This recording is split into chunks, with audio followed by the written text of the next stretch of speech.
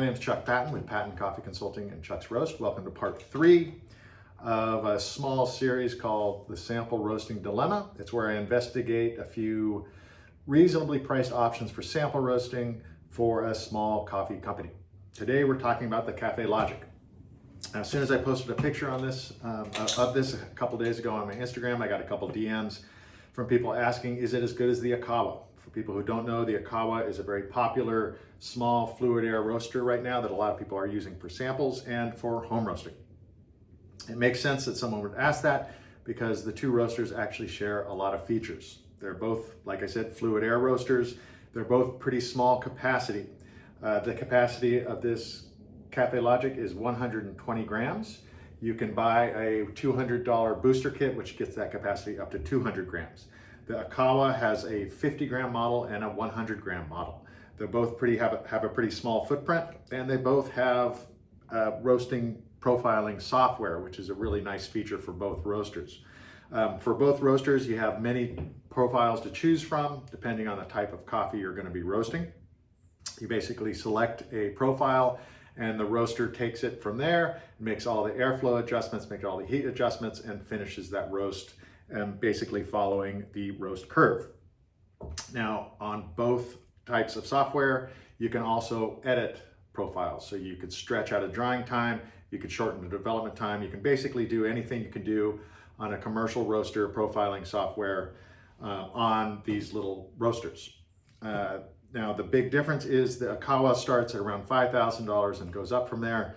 This model is $1,200. And like I said, we added $200 if you wanted the booster kit. So there's a pretty significant price difference between the two. Now, a little disclaimer here. I've never tried coffee from the Ikawa. I've never used the Ikawa. I think they're cool looking machines. They're obviously very popular, but I haven't had the opportunity to use one yet. Now, what I would love to do is do a roast off between these two roasters, the Ikawa and the Kaffelogic. I think that would be very beneficial for a lot of people in the industry. I would like to roast the same coffee on both roasters and then cup them blindly and really see if there's much of a difference.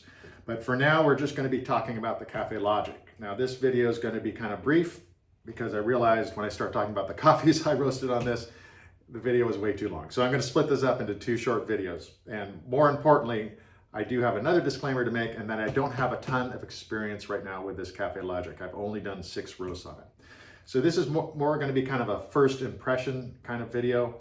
And what I'm going to hope to do over the next couple weeks is to do a more in-depth video on this when I get more into the profiles and editing the profiles and tasting those results. But for now, I'm just going to kind of walk you through it and show you how it works. So this is the roaster. This is the roasting chamber. And then this part fits on top after you add the green coffee in there. The chaff collects in this area here. At the end of each roast, you just vacuum that out. Now, one kind of interesting thing is when the coffee's done, you actually have to tip this and pour it out. There's not a little door or a little slide that lets the coffee spill out. You actually have to turn the roaster over, but that's not a big deal. Down here, you have a menu that you can use to scroll through all the loaded profiles.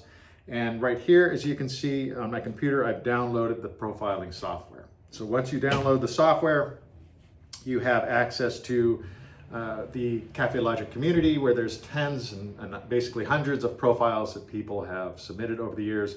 And I kind of went through those and found a couple that I thought would work for the coffees that I'm going to roast, downloaded them onto here, and then transferred from here onto the roaster with this handy little cord that the roaster comes with. So everything was very seamless. I didn't have any issues or crashes.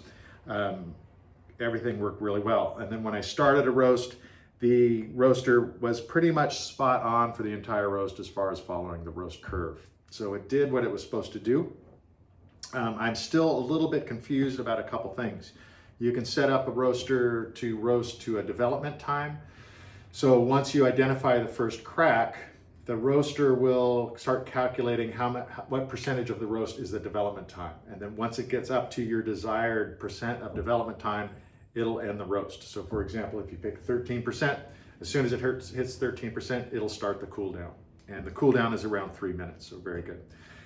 There's another way to roast. I think it's more about color, and there's no monitor or camera in this roaster, but once you identify the first crack, I think it's just kind of surmising what color the coffee is at what point after the first crack, and then we'll stop the roast at that time.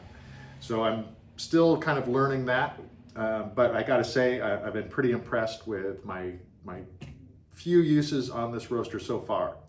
I'm going to continue this on another video, and I'm going to go through each of the 4 coffees that I roasted. I'm going to give you my cupping notes on those coffees and my scores, and I hope you enjoy that. If you want to check that out, then check out the next video that will be posted at the same time, but it'll be after this one, so just kind of scroll that way.